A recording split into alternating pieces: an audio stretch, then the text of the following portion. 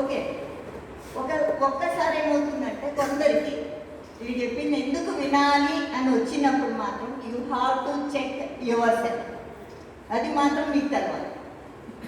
అక్కడ ఏంటంటే మనలో నెగిటివిటీని తీసేది, పాజిటివ్ యాటిట్యూడ్ని డెవలప్ చేస్తుంది, టాలరెన్స్ని పెంచుకోండి.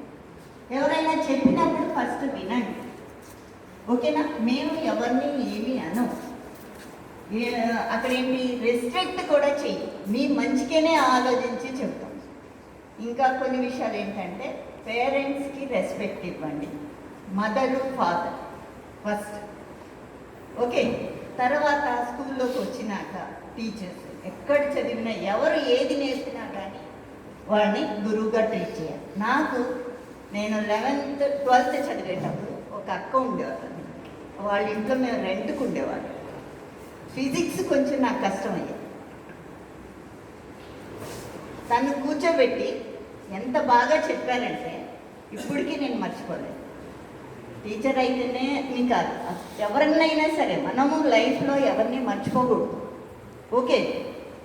ఏమి చెప్పినా కానీ చక్కగా వినండి ఫస్ట్.